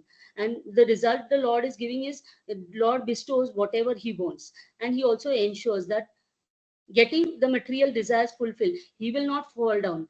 And lastly, he will attain the supreme abode. These are the benedictions which the Lord is giving. Sometimes the devotee also feels that, Lord, I don't want you. I want my material desires fulfilled. Like we observe in the case of Dhruva Maharaj. But here the learning for us is Kadama Muni is a liberated sage. We have to be very careful in our sense gratification. Kardama Muni wished for a wife to serve the Lord. So we cannot go on asking the Lord for material sense gratification desires. We have to be moderate. We have no over eating, sleeping, watching TV, etc. By worshipping Lord, we get good results. We get fulfillment of our desires, and finally we attain Lord's Dham also. After Lord departs, Swayambhu Manu enters the hermitage of Kardama Muni along with his wife Satrupa and his daughter Devahuti. Kardama Muni welcomes him very nicely, then glorifies him as he is the universal king. And then in return to that, Swayambhu Manu starts speaking. Swayambhu Manu replies him back that Brahmanas are created from the face of Brahmaji in the secondary, as part of the secondary creation. And why they have been created, the Brahmanas like you have been created to expand the transcendental knowledge. Brahmanas represent austerities, transcendental knowledge, and aversion to sense gratification. The purpose of the Vedas is to propagate the transcendental knowledge, else it will be lost. I would like to share my personal experience, which happened last year during marathon. When I was distributing Bhagavad Gita during near the railway station, one of the ladies came to me and told me that Mataji, आप ये बहुत गलत काम कर रहे हैं, Bhagavad Gita बेच रहे हैं. It should be wrapped in a red cloth and kept in the altar. But here, what I understand from this is the purpose of the Vedas is to propagate. We have to propagate the transcendental knowledge, else it will be lost. Scriptures have to be studied, applied, and then propagated. When we study the scriptures, apply it in our lives, then others become influenced by Shravanam, Madhanam, and then we have to do Nididhyasanam. That is hearing, contemplating, and then preaching. So the learning here is, it is a responsibility of each of us to spread this legacy which we have received from Srila Prabhupada to others also. Farsightedness. Swayambhu Manu then offers his daughter, beautiful daughter Devahuti, to Kardama Muni. A normal materialistic person, had he been there, he would have thought, see, I've got such a beautiful wife, I can enjoy all sense gratification in the world. But Kardama Muni was very far-sighted. He had his plans ready. He upfrontly told that, see, after giving the first offspring to your daughter, I will be renouncing. He had his plans ready. Swayambhu Manu could have told, see, your father has given you the orders to procreate. Mataji, you can summarize in next 2-3 minutes, kindly. To create progeny. But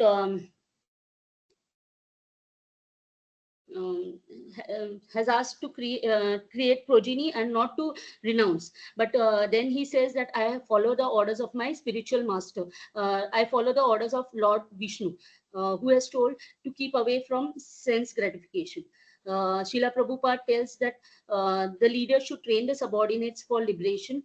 And even Bhakti Vinod Thakur desired a child to preach the principles of Lord Chaitanya Mahaprabhu. Devotees wish to have children because they are representatives of the Lord, and they deliver the world from the entire material world. Beautifulness. But after the birth of Lord Kapila, Brahmaji appears and in the hermitage, and he tells that you have honored my instructions without duplicity, adulteration, in toto, and without cheating. The lesson we get from here is the son has to follow the orders of the spiritual master or father without hesitation, without addition or subtraction. Then this disciple is sure to be successful. Lord's causeless mercy. In this, Kardama Muni offers prayers to Lord Kapila. He says, Sa iva Bhagwan adya helanam na ganayana graheshu jato gramyanam yaswanam pakshaposhanam.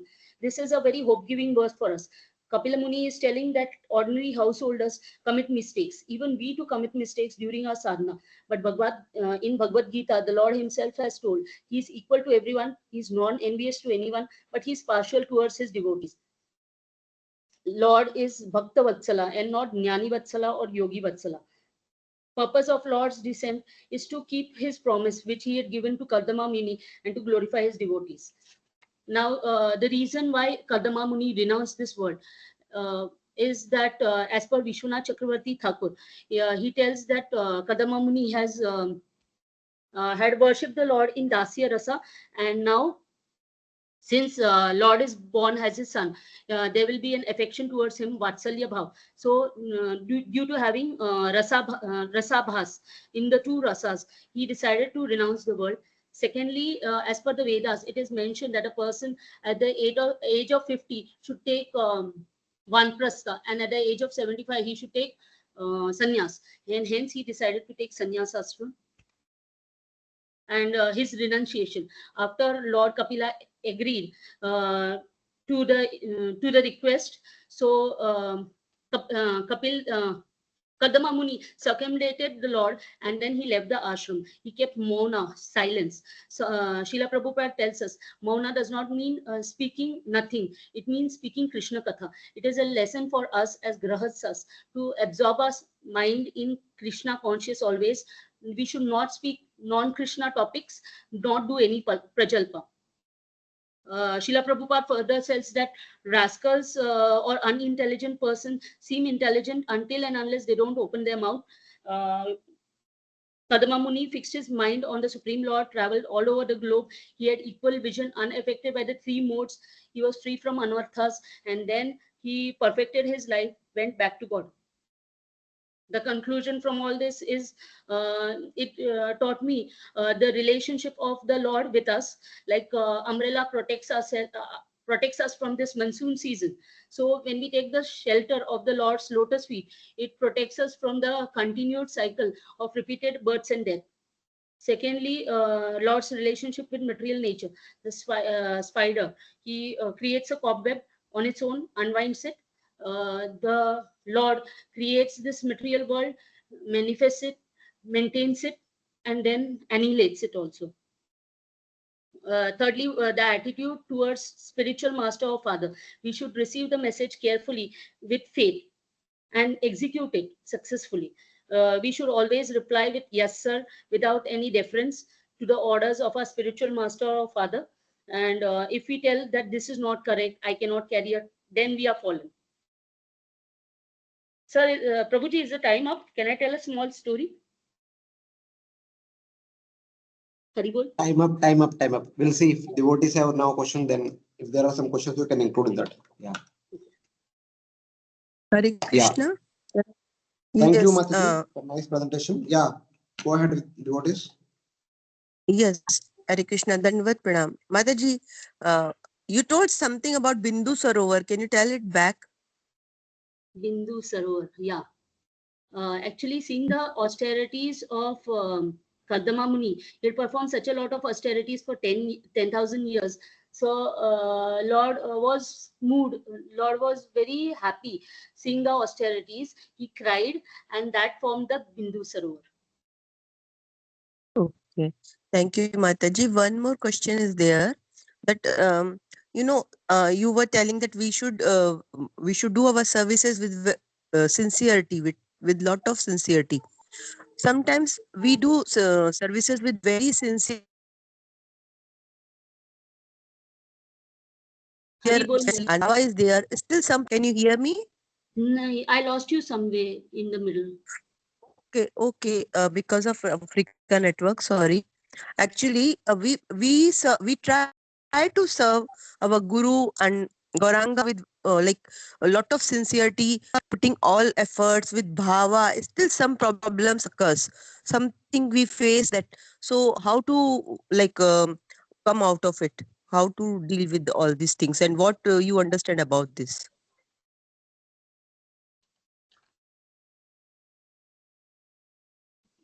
Now it is clear to you, Mataji? Yeah, Mataji, the question is clear. We do it with sincerity. So what I feel is the Lord sees our sincerity and rewards us accordingly. These problems which you are referring to problems. Yes, Mataji, some things like Seva not go problems. in the yes, Seva we problems see which some. come while some problems which come in the way when we are doing seva. So they are just Yes. obstacles or hurdles for our purification. It is a means of Lord's checking us, and with His mercy, blessings of the spiritual master and Lord, we are able to overcome it. When our sadhana is perfect, then these small things don't bother us. We keep moving ahead. Okay, so I should understand like that if we are doing services, but our sadhana should be very strong to come up with the this to struggle with these hurdles. They will Yes, help us. yeah. Okay, thank you, Mataji. Hare Thank you. Krishna. Hare Thanks Krishna. for the nice presentation. Yes. Thank you, Mataji. Thank you.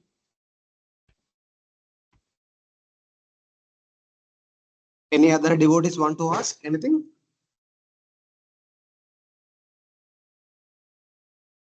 Okay. Thank you, Mataji. Thank you very much for selecting a nice topic and also presenting. You have given more emphasis on the initial part of the activities and qualities of Kardamuni. You should have also spoke about in spite of having the Supreme Lord as his son, in spite of having all the facilities that one can think of in this material world, one can stay back. But Kardama, first of all, he wanted to go away from home when Devahuti delivered 9 daughters. And even afterwards, when the Supreme Lord himself appeared in her family as their son, still Kardama approached the Lord Kapila and then told, "My dear Lord, I want to go to forest." So that shows how determined he was. So apparently in the beginning, we may think that Kardama is performing 10,000 years sacrifice to get a wife. Getting a wife is only what you can say, it is only a plea.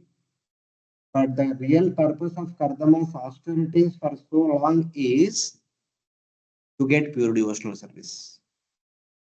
Though apparently himself portrayed as a materialistic person, but at the core of the heart he is a great devotee. So that should be the learning from the characteristics of Kardamani. In spite of being a great devotee, he is portraying himself as a ordinary common man. In spite of having all the facilities, nice wife, nice palace, nice daughters, still he was ready to go to forest. And in spite of having the Supreme Lord as his own son in his own home, still he was ready to follow the Vedic injunctions, which say at a certain point of time one should take to Vanaprastha and then go to forest and practice austerities and preach one and all. So thus that makes him an ideal example of a sadhaka. His life is eye opener for anyone and everyone. So this is one addition to what you spoke. Thank you very much for the nice presentation. And today we have the last presentation by Jai Kishan Lolekar Prabhu. He will be speaking about Bhakti from chapter 25. Hare Krishna Prabhuji, please go ahead. Hare Krishna Prabhu, Danvat Pranam. My humble obeisances to all the present devotees. Prabhu, I do not have a PPT. I'll try my best to be concise and clear about the topic that I have to present. And it's that topic is named the teachings of Lord Kapila and Bhakti Yoga. Om Jnanatimirandasya Jnananjana Shalakaya Chakshunamritam Yena Tasmai Shri Gurave Namah Nama Om Vishnupadaya Krishna Pristhaya Bhutale Shri Mate Bhaktivedanta Swami Namah Namaste Saraswati Devi Gauravani Pracharani Garveshesha Shrivadi Paschat Prishtarani Jai Shri Krishna Chaitanya Prabhu Nityananda Shri Advaita Gadadhara Shrivasadi Gaur Bhaktivinoda Hare Krishna Krishna Krishna Hare Hare Hare Ram Ram Ram Hare Hare. Thank you, Prabhu. Thank you for giving me this opportunity to present on this topic. It's a very sweet exchange between Suta Goswami and Shaunaka Rishi, which, Suta Goswami describes the conversation between Maitreya Rishi and Vidura, who in turn describes the sweet exchange between a mother and her son. So the background is Shaunak Rishi inspires Sutta Goswami to describe the qualities of Lord Kapila, and he describes that the Lord Ananta, Lord is also called as Shruta Devasya and Uttama Shloka, that Shaunak Rishi is having delight in hearing the pastimes of the Lord and is not satisfied. "Kya mujhe aur sunna hai? Tell me little more." And Sutta Goswami, being a little more merciful, he agrees. And he says that Vidur had the same questions, and Maitreya Rishi describes it as follows. So it is set up at a Bindu Sarovar, where Lord Kapila is placed, along with his mother Devahti, who's also called Manavi, the daughter of Swayambhu Manu. And he sits there to please his mother because Kardamuni has now left for the forest. So now Devahti asks Lord Kapila. Now she gets this, she remembers this realization that Lord Brahma had told her that your son will appear to dispel your ignorance and doubts. How? By Jnana and Vijnana. Jnana consists of Nishkam Karma Yoga, Jnana Yoga, and Ashtanga Yoga. And Vijnana is Bhakti Yoga. So here in 3.25.7, she starts her inquiry. She says that please guide me, O Kapila, so that I may dispel my illusion and cut off my materialistic bonds that I have and my materialistic tendencies. And Pavaneshwar Prabhu mentioned a very nice quote. I was going through his slides. He said that great souls magnify their small faults and describe themselves as most abominable. And to practice bhakti, there shouldn't be too much attachment, not too much disgust to the material world. Too much attachment leads to sakama karma yoga, and too much disgust leads to jnana and ashtanga. I mean, you tend to practice jnana and ashtanga yoga more. So Devoti is asking her questions, and Kapila says in a very sweet tone, Maitreya Rishi, he describes, that with a slight smile, it's more like, "Kya mummy aap bhi? You are my mother and you are asking me to dispel your illusion. But I know your intentions. Your intentions are for the larger humanity, and I will try and speak more on Bhakti Yoga for the greater good of the humanity and answer your questions too." And then in this way, in the 13th verse, he introduces the concept of Adhyatmic Yoga, which composes of Bhakti, Gyan, and Ashtanga. And he says in the 14th verse that I will describe that yoga whose many parts are easy to perform. And then he starts the explanation of Adhyatmic Yoga. And he says that for the soul, the mind is the cause of bondage and liberation. So the mind is brought to the forefront and says attachment to the three gunas, that objects produced, that is the objects produced by the three gunas, is the cause of bondage. Attachment to the three gunas is the cause of bondage, and attachment to Lord and his devotees is the cause of liberation. Now, through Gyan and Ashtanga, it is very difficult to obtain Rati for the Lord, to obtain the sweet will to serve the Lord. So, Bhakti, जो बचा है, वो है Bhakti. And this condition, I mean, how do I increase my bhakti or how do I infuse my bhakti is through the association of his devotees. Now, while talking about the soul, there are two concepts, that is the original nature of the soul and the contrary nature of the soul. He said that the original nature of the soul is to serve the Lord in the spiritual world, and the contrary nature is to enjoy to enjoy prakriti. I mean, the contrary nature of the soul is to enjoy the objects produced from the three gunas, prakriti sangena. The mind contaminated by the concept of I and mine produce 6 anarthas. Mind endowed with Gyan and Vairagya, and principally with Bhakti Yoga, that is this is a mind free from anarthas. So mind contaminated by the concept of I and mine produces 6 anarthas, and endowed with Gyan and Vairagya, principally with Bhakti Yoga, frees it from the 6 anarthas. And how does the mind reach here? Is by Sama and Dama, that is by sense control and mind control.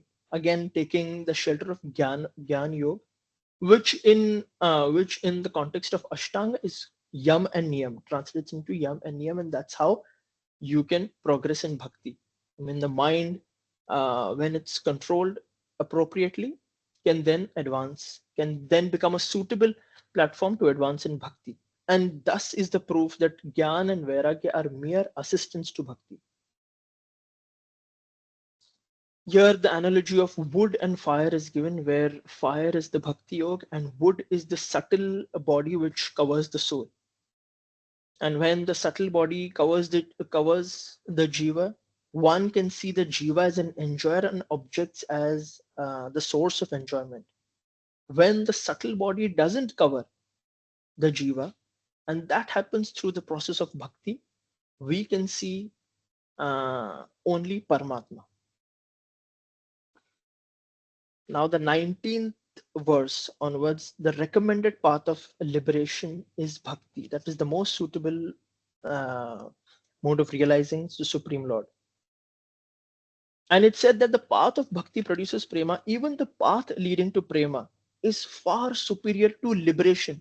That is the goal of yogis, Sayuja Mukti.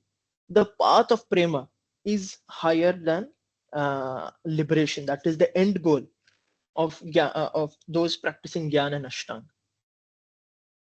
So here someone had asked during the class, someone had asked a question to Pavaneshwar Prabhu that most parts of the Vedic scriptures, I mean, the question was that bhakti, it's most often said that bhakti is for the weak-hearted, and Gyan and Ashtanga is for the ones who are a little stronger and willing to walk the path.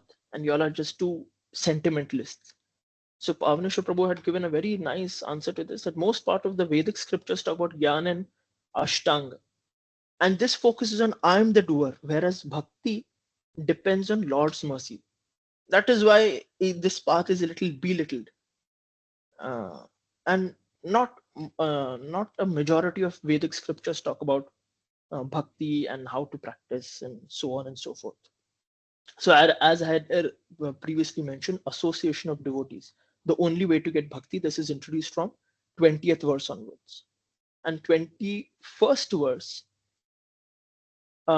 mentions the secondary qualities of a sadhu. Whose association should we take? Okay, fine, devotees association, correct. But whose association? Secondary qualities of a sadhu is one who's tolerant, merciful, friendly to all beings, gentle, straightforward, and respectful to devotees. And then comes one of the most difficult parts of this chapter, the primary qualities of a sadhu, that are gold standards. The one who is an Ananya Bhakta and Dhrida Bhakta. Only Bhakti, nothing else. And Dhrida Bhakta is very strong in his practice, and one who has given up all other forms of dharma. And Lord Vishnu tells Durvasa in 9.4.65 that one who has given up all his riches, material associations, families, etc., how can I not take care of him, and how can I leave him when he needs me the most? And continuing this, the characteristics of a sadhu, of the primary qualities are one who's taken shelter of me, one who recites and listens to my pure stories, one who's not afflicted by material miseries, and one who's absorbed in chanting and hearing my pastimes. When we take association and serve such devotees, we can hope that such qualities can manifest in us too. And Parikshit Maharaj, he describes in 8.4th and 5th verse that studying and hearing Krishna Katha, Krishna enters our heart and floods the devotee's heart with bhakti, and in this way he cleanses the heart of all contamination, and thus one can realize the Paramatma within oneself. The Prachetas describe the symptoms of bhakti, that is the madness of bhakti, as no material hankerings and no vaira and dvega with any living entity, not any human, but any living entity. And this again can be a comparison can be drawn to the shloka in 6th chapter, where the qualities of um, a learned Brahman are given, who doesn't see any difference between the dog eater uh, and a sadhu. 24th verse onwards, what is described is there is no interest in dharma, artha, kam, moksha, but only Krishna, prem, and seva. And desiring their association, one's inclination to material objects is destroyed. Uh, then, as we progress, then Devahuti in the 27th verse, there's only a touch upon the practice of jnana, and then Devahuti asks again that what type of bhakti is suitable to you, and what kind of bhakti is suitable for me, in the 28th verse, which in a sense means tell me that type of bhakti with which one can attain the Lord easily, quickly, and without any obstacles. Now here the 28th verse is very practical. I mean, this whole chapter is practical, but the 28th verse, because it consists the three words easily, quickly, and without any obstacles, which most of us ask with respect to any topic. The 29th verse gives a description of Ashtanga Yoga and Gyan Yoga and how to practice it. And again, in the class, Pavaneshwar Prabhu gave a very nice analogy as to why Ashtanga and Gyan Yoga are described or even touched upon when we are on the highest platform. I mean, when the highest platform is being described, that is Bhakti, so that we don't get bewildered when if someone else comes and tells, "Arey, tu to Bhakti kar raha hai, you should explore some other path also. That might be easy for you, or that might work well for you." It said, inquisitive person knows his own ideas well, but an intelligent person knows others' ideas as well. So therefore, so then in the 30th verse again, Mother Devahuti says that, tell me that process where, tell me in a way where unintelligent persons like me can easily understand and what they can practice. So here, Lord Kapila introduces the concept of Nirguna Bhakti. And he answers for a certain that the answer to this is Uttam Bhakti, but the mode of practice is Nirguna Bhakti. And what is Nirguna Bhakti? Bhakti unto the Supreme Lord without desires.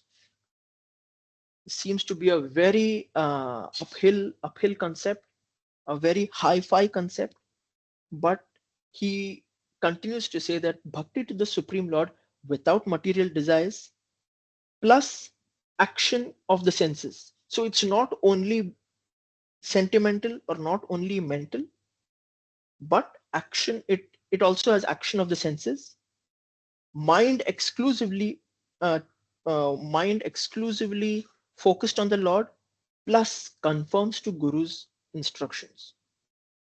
All these parameters should be considered, and only that is called Nirguna Bhakti or Uttam Bhakti, the practice of Nirguna Bhakti, which ultimately is Uttam Bhakti. And the perfect example of this, when I mean, even in my notes, I have written in bold action of the senses.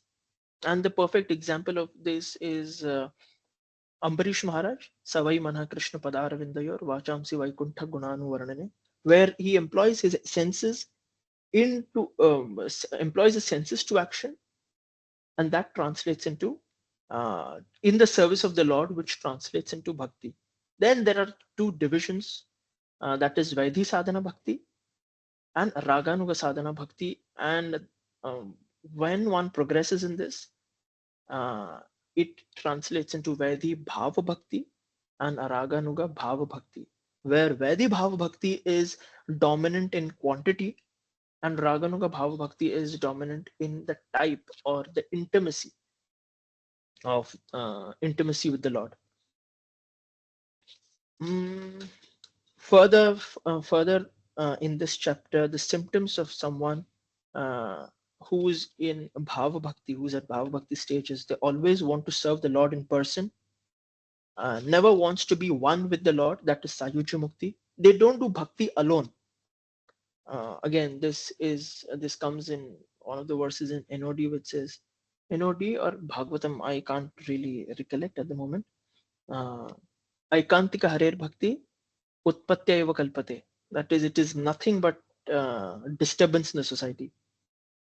They do it along with other devotees. And why do they not have interest in Sayuja Mukti or becoming one with the Lord? Because there is no Hari Katha, there is no tasting nectar of the Lord's lotus feet. They can't see the Lord. And yeah, for these three characteristics. And as the chapter concludes, as the chapter goes ahead, it is said that Uttam Bhakti is Bhakti, or Nirguna Bhakti is Bhakti beyond the gunas. That is suitable to the Lord and preferred by the Lord.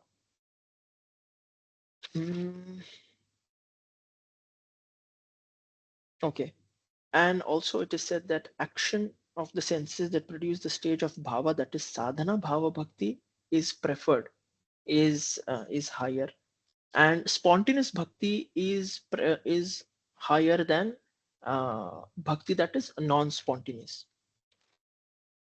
And finally, the benefits of bhakti are touched upon, and it's said that they destroy sinful reactions, just like the fire destroys wood. They destroy karmas, and it awards fearlessness. Here, I just want to share a small thinking of mine. When they say that bhakti destroys fearlessness, a devotee who's invested all his energies, his abilities, his activities, everything that he practically possesses, he invests it into the Lord. And finally, the Lord is the only one that comes to his help.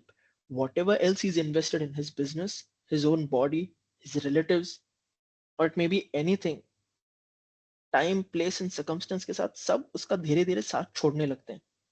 One who doesn't leave him is the Lord himself alone.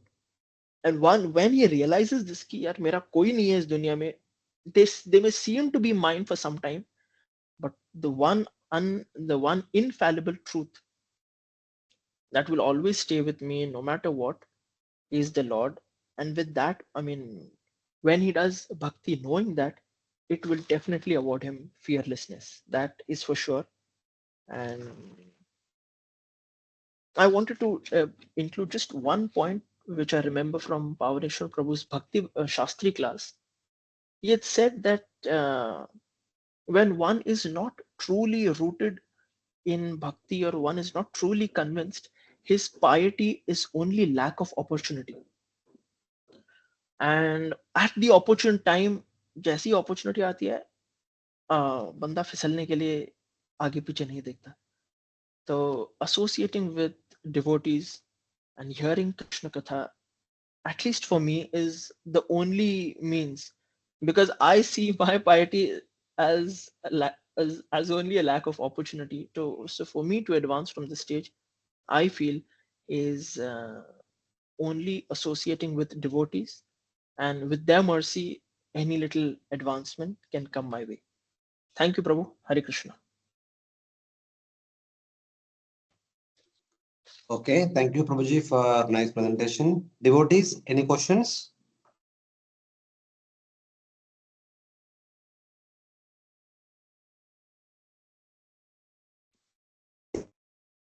Hare Krishna, Prabhuji, Dandvat Pranam. Yeah, question is not there. Hare Krishna. Yes, Prabhuji. First of all, I really like the way you presented it. It is like your way was very different. Like when we gave the presentation, it was like more of theoretical things, and it was very practical approach. And you make it very easy to understand. And bhakti should be like that. It should flow like water in like breath in our body. It should go like that. Like we eat breath, we eat whatever it should be like that, then we can do bhakti. Otherwise, there is no chance. So thank you so much for nice presentation. Hare Krishna. Thank you, Mataji. Thank you for your kind words. Other devotees? Hare Krishna, Jai Krishna Prabhu. Very nice presentation. Thank you. The flow was very good. Maybe sleep in my hearing. Initially, you mentioned about to serve the Lord in spiritual world. You mentioned it. Does this mean it is not in material world? Serving the Lord only in spiritual world? Oh, Hare Krishna. Hare Krishna Prabhu, thank you for your question and thank you for your kind words. By what little I know, whatever we do in the spiritual world is but a reflection of what we do in the material in the material world. And material world is a preparation for the spiritual world ultimately. तो जब हमारा गोल ही है कि spiritual world में to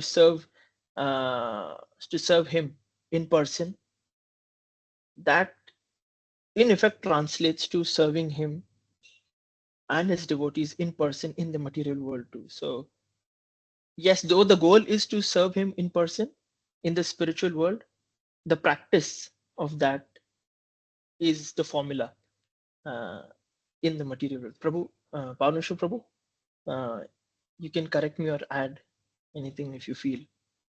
No, it is your exam. You need to give answer. Okay, so Prabhu, I hope this answers the question. That the preparation is in the material world. So of course, though the goal should be to serve the Supreme Lord in person in the spiritual world, that doesn't mean we neglect that in the material world. We try our best in whatever means we can do deity worship or whatever means, and that we feel that whatever means as per time, place, and circumstance, and as per Guru's instructions, whatever needs to be done, that should be done, Prabhu. I hope this answers the question. Thank you, Prabhu. Hare Krishna. Any other devotees? Okay. Okay, thank you very much, Prabhuji. Nice presentation. You have given a complete summary of the entire chapter. Your topic was supposed to be restricted to second half of the chapter. You have given more emphasis in the first half of the chapter. Your topic begins with the definition of Uttama Bhakti. Devanam, Gudalingana, Manushravika Karmanam, Satvayeveka Manaso. You have not quoted that verse only. Prabhu, honestly, that is very difficult for me to understand, Prabhu. I tried my best, but it is very difficult. That was supposed to be your discussion. But anyway, whatever, you have done a kind of a overview of the entire chapter. So this we discussed last time also. Devotees need to understand their topic properly. Then accordingly you should prepare so that you can do justice to the entire topic. So thank you. So the point is here in Bhagavad Gita, Lord Krishna briefly defines what is Karma Yoga, what is Jnana Yoga, what is Ashtanga Yoga, and what is Bhakti Yoga.